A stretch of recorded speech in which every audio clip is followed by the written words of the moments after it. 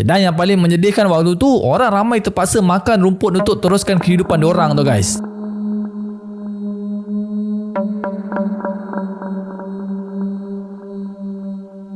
Assalamualaikum guys, welcome back to Syamim Story. Apa khabar korang semua guys? Syamim doakan semoga korang sentiasa diberikan kesihatan yang baik dan sentiasa juga di bawah lindungan Allah Subhanahu Wa Taala. Amin. Okay guys, untuk video kali ni Syamim nak bawakan satu kisah tentang satu watak yang dikaitkan masa Perang Dunia Kedua dulu tau. Yang di mana dia ni dah dituduh menjadi salah seorang penjaga kem Treblinka yang terletak dekat Poland guys. Bukan setakat tu je, dia siap dituduh lagi dengan lebih daripada 28,000 pertuduhan dekat mahkamah. Untuk pengetahuan korang, kem Treblinka ni adalah sebuah kem yang dikendalikan oleh Nazi Jerman masa Perang Dunia Kedua dulu tau. Lebih-lebih lagi masa tragedi Holocaust dululah. Mesti antara korang ada yang dah lupa pasal tragedi Holocaust kan? So Syamim recap sikit lah untuk korang. Tragedi Holocaust ni terjadi sekitar tahun 1939 sampailah tahun 1945, yang di mana Nazi Jerman masa tu di bawah kepimpinan Hitler kan. Dia ni dah pun melakukan pembunuhan beramai-ramai puak Yahudi dan beberapa puak yang lain lah. Tapi dia more fokus kepada orang-orang Yahudi je lah waktu tu. Okay, tragedi ni memang gila tau. Korang bayangkan lah dalam masa beberapa tahun je Nazi dah berjaya bunuh 6 juta orang dan kebanyakannya orang-orang yang dibunuh tu adalah orang Yahudi lah. Tapi berbalik pada cerita kita tadi, sebenarnya orang yang Syamim masukkan ni adalah seorang lelaki yang bernama John Demjanjuk. Kalau ikutkan sebenarnya John Demjanjuk ni boleh kata dia ni terlibat dan boleh kata juga tak tau. Macam mana pula tu kan? Kes ni serius panjang guys. Dia bukan pening apa. Bagi Syamim dia terlalu complicated disebabkan mungkin kes ni dah terlalu lama ataupun dia ni macam orang yang kena tuduh dengan sengaja. Tapi siasat punya siasat memang dia ada involve dalam ketenteraan Nazi dulu, cumanya sebelum nak sabitkan dia betul-betul bersalah tu macam terlalu susah pula. Lebih-lebih lagi diorang cuma nak cari individu sebenar yang kawal bilik gas untuk matikan tahanan Yahudi dulu. That's why lah benda ni jadi lagi susah. Start daripada tahun 1988 dia dibicarakan, lepas kena tangkap dia keluar balik, lepas kena tangkap dia keluar balik, and then last pada tahun 2011 akhirnya John Demjanjuk ni dijatuhkan hukuman juga atas kesalahan yang serius. Dia tak ada bukti kukuh pun untuk sabitkan dia atas kesalahan tu. Okay, so daripada hukuman mati sebelum ni dia just kena penjara 5 tahun je lah. So intro pun Syamim rasa dah panjang sangat dah kan. Macam biasa, sebelum korang teruskan video ni, sudilah kiranya korang menekan butang like terlebih dahulu, dan jangan lupa untuk korang yang masih baru dekat channel ni, sudilah kiranya korang menekan butang subscribe yang ada dekat bawah tu sebagai tanda sokongan korang dekat channel Syamim Story. Okay, so apa lagi, let's jump into the story.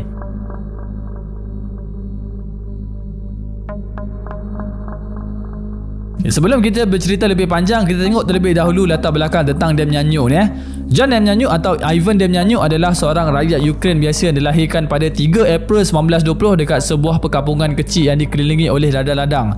Tapi yang menyukarkan lagi kehidupan semasa kecil Demjanjuk ni kan, Demjanjuk ni sebenarnya dah terpaksa menjaga kedua-dua orang tua dia yang sedang sakit ketika dia waktu kecil. Korang bayangkan lah masa tu Demjanjuk dalam lingkungan umur 8 tahun, bawah 8 tahun macam tu. Tapi spesifik umur dia tu tak dibagi tahu lah berapa.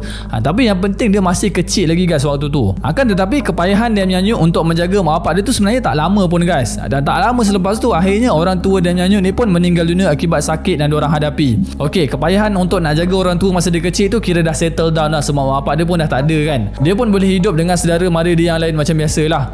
Tapi kepayahan hidup Demjanjuk ni tak berakhir setakat tu je tau guys.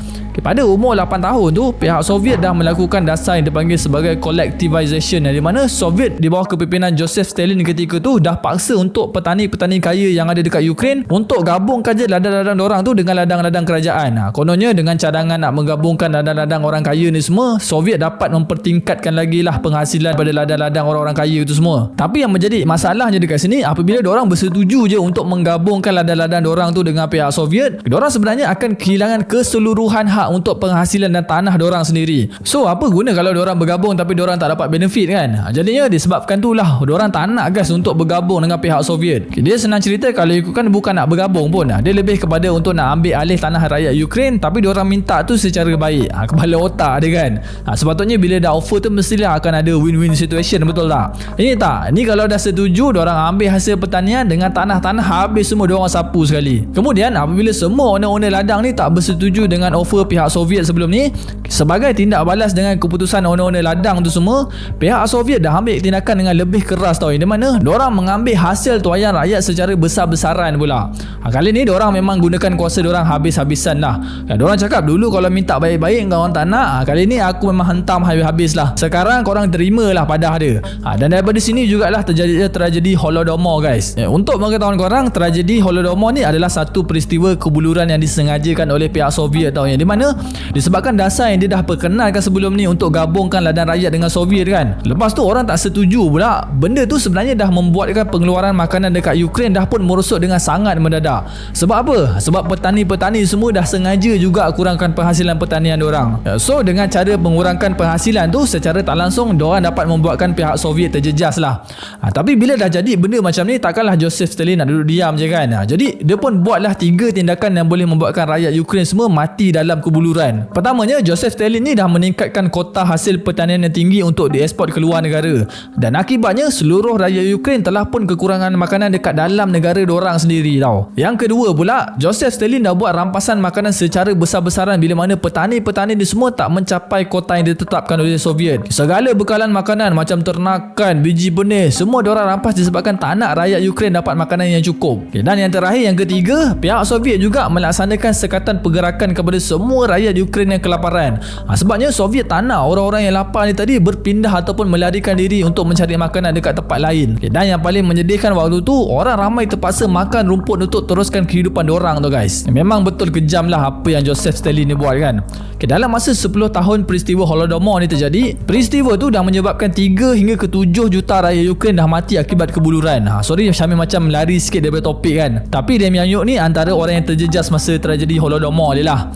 Dan surprisingly, dalam berjuta-juta orang yang dah mati tu, Demyanyuk ni antara orang yang berjaya survive guys. Kita sambung balik pada cerita kita tentang Demyanyuk ni Kemudian apabila Demyanyuk dah mencecah umur 17 tahun, lepas je peristiwa Holodomor berakhir, Joseph Stalin sekali lagi menyerang kampung Demyanyuk dan menyebabkan 22 orang mati akibat daripada serangan yang dia dah buat tu. Kalau ikutkan tragedi Holodomor tu baru je terjadi kan. Lepas dah buat orang mati kebuluran, dia pergi pula serang orang. Jadi lepas je Demyanyuk tengok banyak kematian yang dah berlaku dekat depan mata dia sendiri, dia fikir tak ada jalan lain dah untuk hidup selain dia kena duduk juga di bawah Soviet untuk meneruskan kehidupan dia. So that time Demyanyuk ambil keputusan untuk bekerja sebagai pemandu traktor dekat ladang milik Soviet lah. Waktu ni Demyanyuk agak sedikit selesa lah, dia dah bekerja dengan baik. Soviet pun dah tak serang dia lagi dah sebab dia dah duduk bawah Soviet kan. Tapi semua tu tak bertahan lama pun guys. Semuanya berubah apabila pada tahun 1939 Soviet telah pun bekerjasama dengan Nazi untuk menyerang Poland bersama-sama dengan Nazi pada tahun 1940. Waktu ni serangan dekat Poland ni dikenali sebagai Invasion of Poland tau guys, which is serangan yang diorang buat ni akan menentukan kawasan mana yang Nazi dengan Soviet ni akan kuasai dekat dalam Poland tu. So waktu tu lah Demyanyuk dipanggil untuk sama-sama menyertai tentera Soviet untuk terlibat dalam serangan tu. Tapi disebabkan ada syarat-syarat yang tak dapat dipenuhi oleh Demyanyuk kan, belum sempat lagi untuk dia join perang tu, dia dah dihantar balik ke kampung dia oleh tentera Soviet sendiri.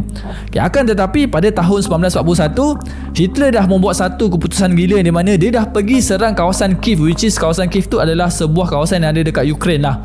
Dan kawasan tu juga di bawah penguasaan Soviet tau guys. Padahal sebelum ni baru je diorang bergabung pergi serang Poland kan. Tapi kali ni Hitler ni pergi serang Ukraine pula. Dalam erti kata lain, Nazi ni nak tibai Poland sekali dengan Soviet lah. Dan akibat daripada tu 120 orang telah pun terbunuh dan beribu-ribu orang dah tercedera daripada serangan yang dah diketuai oleh Hitler tu.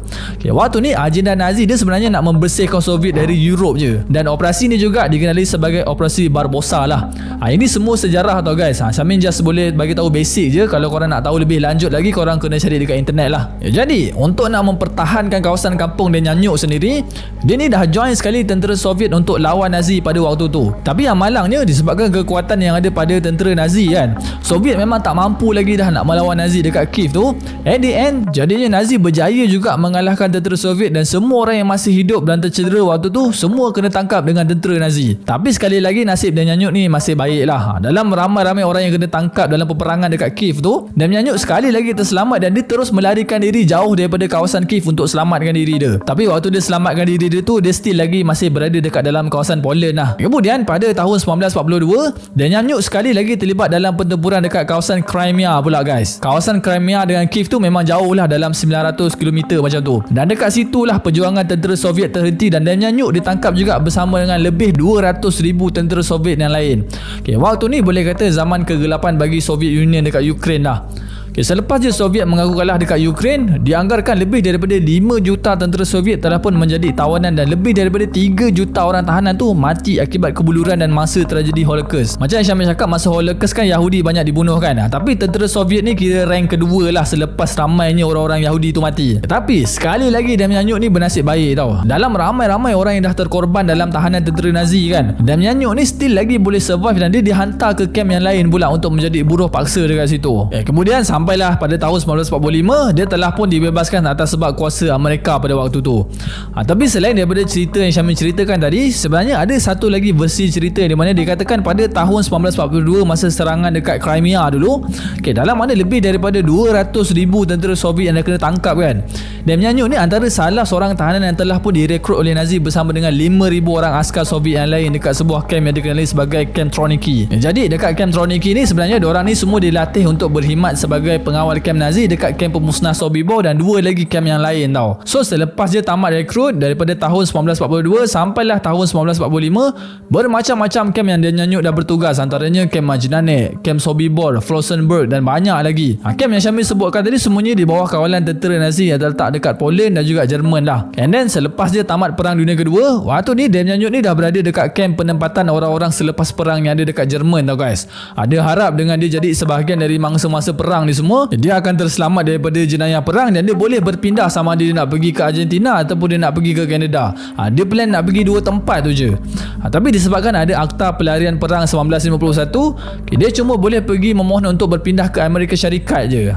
And then dalam mana Dam Nyanyuk berkhidmat sebagai driver dekat kamp pelarian orang selepas perang tu, pada Mei 1951 dia telah pun berkahwin dengan seorang wanita bernama Vera Kolova, which is diorang berkahwin tu dekat kawasan Jerman lah. Dan setahun selepas perkahwinan diorang dikurniakan anak perempuan dan that time barulah diorang dapat berpindah dari Jerman ke New York menaiki sebuah kapal besar USS General W.G. Han, which is kapal tu sebuah kapal yang agak famous jugalah masa selepas Perang Dunia Kedua dulu. Dia famous bukan sebab apa, dia famous sebab dia dah bawa banyak pelarian untuk hantar ke mana-mana negara untuk penempatan baru orang selepas perang tu. And then selepas dia sampai New York, untuk pengetahuan korang, New York sebenarnya bukan tempat pilihan pertama diorang tau guys. Sebaliknya diorang berpindah ke Indiana, lepas tu berpindah lagi ke destination terakhir diorang dan barulah diorang menetap dekat Cleveland, Ohio, Amerika Syarikat. Dan dekat sinilah diorang memulakan kehidupan baru yang normal selepas perang tu.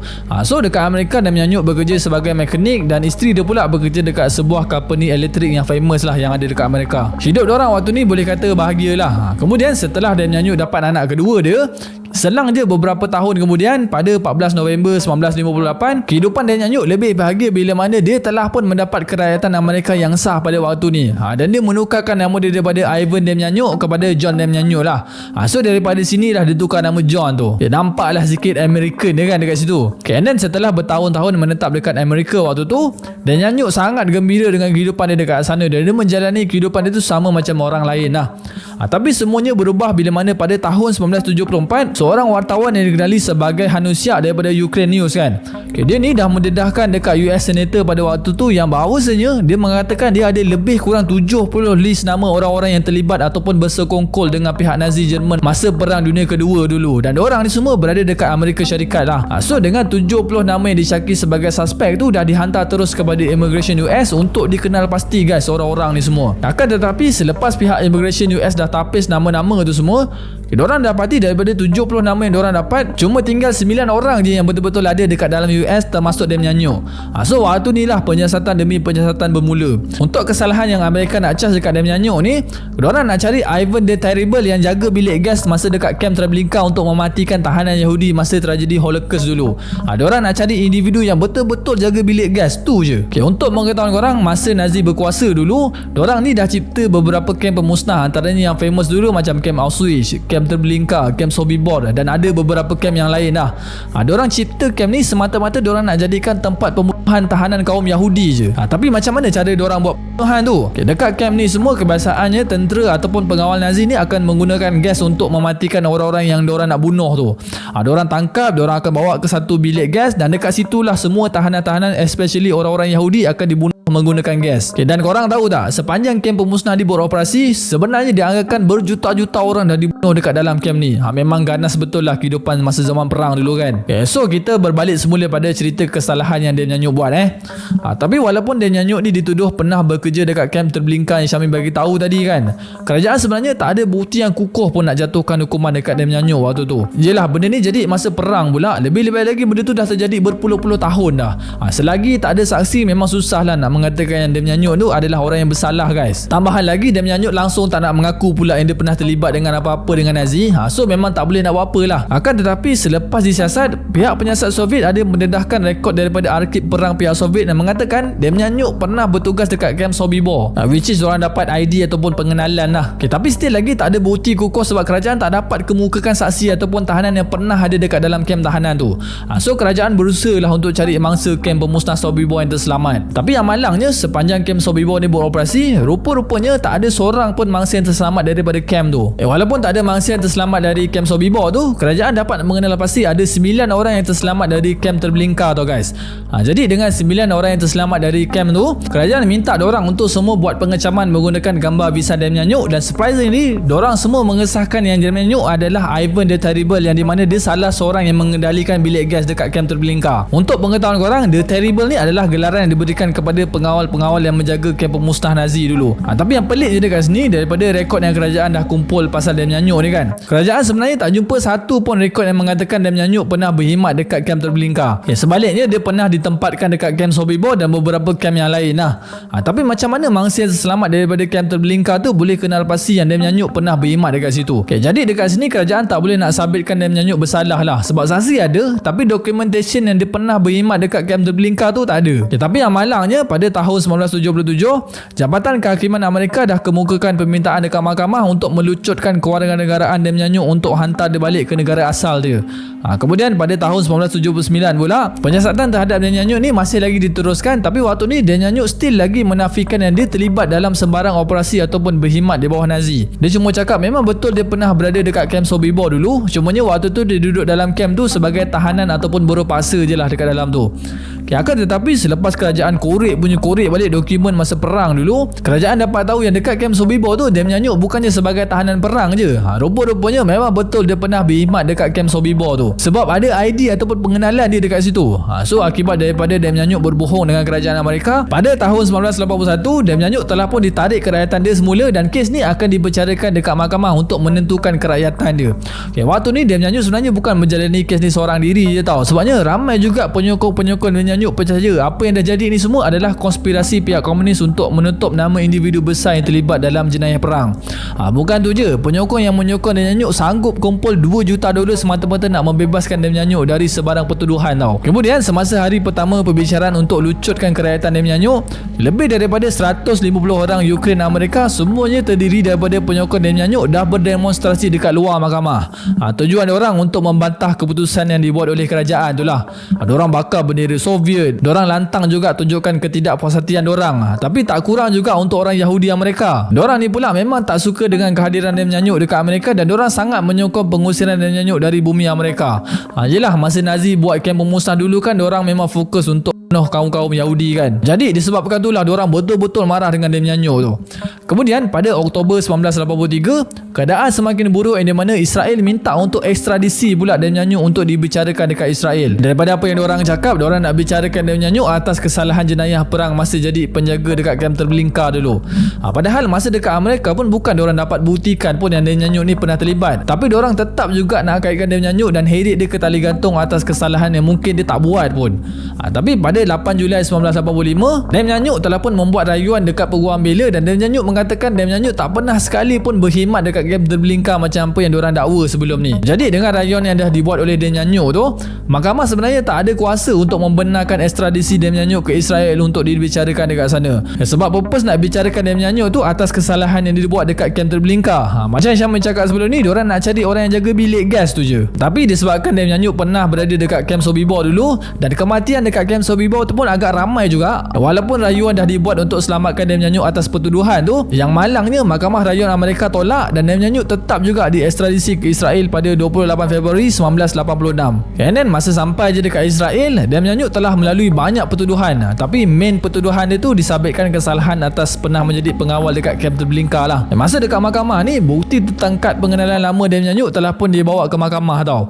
Dan dalam kad pengenalan tu ada menyatakan dia pernah menjalani latihan dekat kamp Troniki guys. Semua bukti-bukti ni sebenarnya dah didapati daripada arkib perang pihak Soviet tau.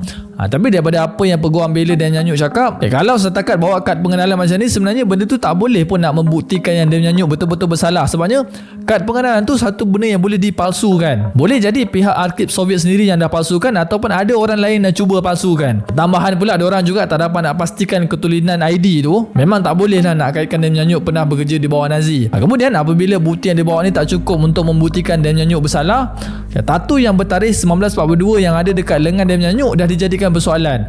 Untuk pengetahuan korang, selain kad pengenalan yang membuktikan seseorang tu pernah dilatih dekat kamp Troniki kan, tatu ni juga adalah ID kedua untuk setiap pelatih yang pernah menjalani latihan dekat situ. So dekat sinilah terkantunnya yang Dam Nyanyuk adalah salah seorang pelatih yang pernah direkrut oleh Nazi. Waktu ni pihak Israel macam dah lega lah, sebab diorang berjaya membuktikan yang Dam Nyanyuk ni adalah salah seorang daripada anggota Nazi. Tapi apa yang macam Syamil cakap tadi, purpose diorang tangkap Dam Nyanyuk ni adalah nak membuktikan dia pernah menjadi pengawal dekat kamp Treblinka je. Diorang cuma nak tahu siapa sebenarnya yang jaga bilik gas untuk matikan semua tahanan-tahanan yang ada dekat dalam tu. Kalau ikutkan macam dekat kamp Sobibor yang pernah Dam Nyanyuk bertugas dulu, ada juga bilik gas yang macam Syamil sebutkan tadi. Tapi cumanya diorang tak ada saksi je dekat kamp Sobibor tu. Diorang tak tahu sama ada Dam Nyanyuk cuma askar biasa ke, ataupun Dam Nyanyuk tu sendiri pernah betul-betul menjadi penjaga bilik gas ke. Jadinya diorang still lagi tak dapat nak membuktikan Dam Nyanyuk bersalah lah. Kemudian untuk pembicaraan hari yang seterusnya pula, pihak mahkamah dah bawa seorang saksi yang kononnya boleh mengenal pasti pengawal yang pernah menjaga kamp Treblinka. Pada awalnya saksi tu macam tak dapat nak recognize sama ada betul ke tak yang Dam Nyanyuk tu adalah Ivan the Terrible. So dia datang dekat sikit dengan Dam Nyanyuk. Bila dia buka je cermin mata dekat depan Dam Nyanyuk tu, terperanjat dia terus. Dia cakap, inilah Terrible, inilah Ivan, dialah pembunuh yang dah membunuh semua tahanan dekat kamp Treblinka. Waktu tu mahkamah pun teruslah menjelin dekat Dam Nyanyuk tau. Tapi Dam Nyanyuk still juga menafikan yang dia bukan Ivan the Terrible. Tapi yang malangnya untuk Dam Nyanyuk ni, walaupun peguam bela dah kemukakan banyak bukti untuk membebaskan Dam Nyanyuk dari semua pertuduhan ke atas dia tu, Mahkamah Israel menolak semua bukti-bukti yang peguam bela dia ni dah kemukakan, dan dia dijatuhkan hukuman mati pada 18 April 1988. Tapi walaupun hukuman mati tu dah dijatuhkan oleh mahkamah, Dam Nyanyuk still lagi boleh buat rayuan atas hukuman mati dia tu. Tapi buat sementara waktu, Dam Nyanyuk dah dimasukkan dekat tahanan bersendirian, dan pihak penjara dah pun buat preparation tau untuk bilik yang bakal dia kena gantung nanti. Diorang dah standby dah. Misal kata rayuan terhadap kes dia ditolak, dia akan terus dikenakan hukuman gantung tu lah. Kemudian pada 29 Julai 1993, 5 panel hakim mahkamah dah sebulat suara membatalkan keputusan yang Dam Nyanyuk bersalah disebabkan ada 37 bekas pengawal yang pernah bekerja dekat kamp Treblinka dulu. Diorang ni semua dah mengesahkan yang Ivan the Terrible ni bukanlah Ivan Dam Nyanyuk, tapi nama sebenar Ivan the Terrible ni adalah Ivan Merchenko. Bukan tu je, hasil daripada pengecaman muka, mata, warna rambut apa semua tu pun memang jauh beza lah dengan Ivan Merchenko yang macam diorang maksudkan. Dan akhirnya Dam Nyanyuk dibebaskan oleh mahkamah Israel, dan disebabkan pembebasan Dam Nyanyuk tu juga dah menimbulkan kemarahan orang-orang Israel waktu tu. Diorang macam mempersoalkan lah, hari tu tangkap macam dia ni bersalah sangat, hujung-hujung kenapa pula bagi dia lepas macam tu je. And then selepas dari pembebasan Dam Nyanyuk, sebenarnya Dam Nyanyuk bukanlah terlepas dari semua pertuduhan tau. Memang dia terlepas dengan pertuduhan sebagai pengawal kamp dekat Treblinka, tapi dia masih lagi boleh disabitkan kesalahan atas pertuduhan menjadi pengawal dekat Sobibor pula. So selepas Dam Nyanyuk dihantar balik ke Amerika Syarikat, dan dekat Amerika dia akan disabitkan kesalahan yang dekat Sobibor tu. Tapi yang malangnya untuk pertuduhan kali ni, mahkamah bukan saja menyiasat dekat kes Sobibor tu je. Diorang ada dapat satu lagi bukti baru di mana Dam Nyanyuk pernah berkhidmat pula dekat sebuah camp, iaitu camp Majdanek. Ingatkan lepas dah balik daripada Israel hari tu dah free sikit lah. Ni tak, ada pertuduhan lain pula yang dia nak kena hadap. So pada 20 Februari 1998, hakim mahkamah Ohio sekali lagi melucutkan kewarganegaraan Dam Nyanyuk buat kali yang kedua tau. So macam-macam pertuduhan lah dibangkitkan balik supaya pelucutan kewarganegaraan dia tu sekali lagi dapat dilaksanakan. Lepas tak dapat korek yang ni, dia korek yang tu. Tak dapat yang korek tu, korek ni pula. Dan pada 30 April 2004, lepas segala rayuan yang Dam Nyanyuk buat semuanya ditolak, Akhirnya kerakyatan Dam Nyanyuk ditarik juga dan dia akan diekstradisi pula sama ada ke Jerman, Poland ataupun Ukraine. Dan memang berliku betul lah kehidupan Dam Nyanyuk ni. Dia menghabiskan banyak umur dia semata-mata pihak lain cuba nak membuktikan dia bersalah je. Tapi dalam kes ni boleh jadi ya, boleh jadi tak, sebab Dam Nyanyuk sendiri tak pernah mengaku pun dia terlibat dalam mengendalikan bilik gas masa Perang Dunia Kedua. Memang dia adalah salah seorang pelatih tentera Nazi, cuma je nak membuktikan dia adalah pengawal dekat kamp pemusnah tu masih lagi tak dapat dibuktikan lah sebab tak ada saksi dekat kamp tu. Akan tetapi walaupun mahkamah dah keluarkan arahan pengusiran dekat Dam Nyanyuk still lagi tak nak mengalah dan bermacam-macam rayuan yang dia buat untuk menyelamatkan diri dia. Kemudian pada tahun 2009, Jerman minta pula dekat Amerika untuk mengekstradisi Dam Nyanyuk ke Jerman untuk dibicarakan atas 29,000 pertuduhan sebab dia membunuh kaum Yahudi masa dekat kamp Sobibor. Macam biasa kalau ikutkan waktu ni Jerman pun sebenarnya tak ada bukti kukuh pun untuk nak jatuhkan hukuman dekat Dam Nyanyuk. Tapi alasan yang diorang bagi, Dam Nyanyuk tetap juga ada kaitan dengan kamp Sobibor tu walaupun diorang tahu yang Dam Nyanyuk bukan orang yang terlibat membunuh semua tahanan dekat kamp tu.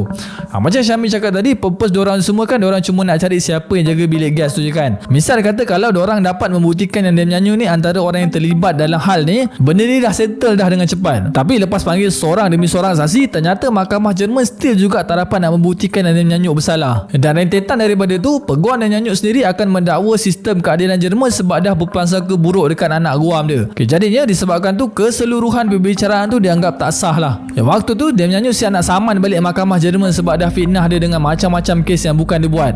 Tapi cerita dia tak habis setakat tu je tau. Ingatkan bila mahkamah tak dapat nak buktikan yang Dam Nyanyuk terlibat dalam pembunuhan tahanan Treblinka tu, benda tu akan habis setakat tu je. Tapi mahkamah still lagi meneruskan pendakwaan diorang yang di mana diorang nak charge pula yang Dam Nyanyuk adalah orang yang terlibat secara tak langsung dalam pembunuhan dekat kamp Sobibor. Untuk mengetahui korang, ini sebenarnya kali pertama mahkamah Jerman jatuhkan hukuman dekat orang yang melakukan kesalahan semata-mata berkhidmat sebagai anggota kamp je. Diorang tak dapat cari individu spesifik yang jaga bilik gas tu, anggota biasa pun diorang bedal lah. Dekat sini nampak macam mahkamah Jerman ni desperate pula untuk pastikan juga yang Dam Nyanyuk tu bersalah. So pada 12 Mei 2011, pada usia Dam Nyanyuk 91 tahun, dia dah dijatuhkan hukuman penjara 5 tahun atas kesalahan yang macam Syamil sebutkan tadi.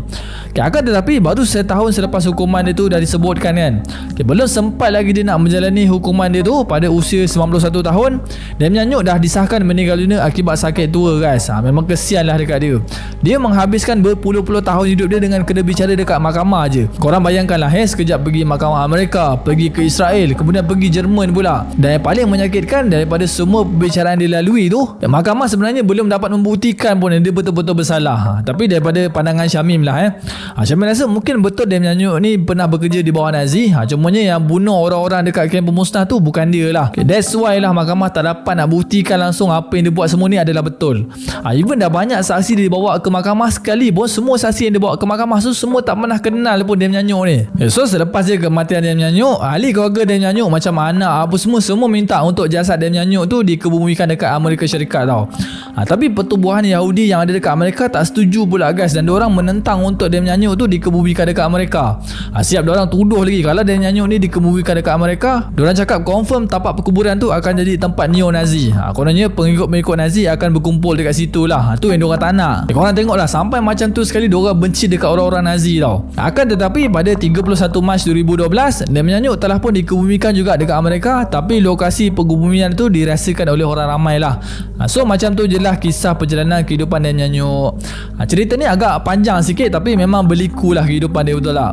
Korang bayangkan lah, tengok macam mana masalah yang dia hadap. Lepas satu masalah datang satu masalah lagi. Benda ni jadi sampai dia mati tau guys. So memang kesian lah. Macam mana story kali ni? Sebenarnya apa yang Syamil ceritakan ni, Syamil dah ringkaskan sehabis boleh dah.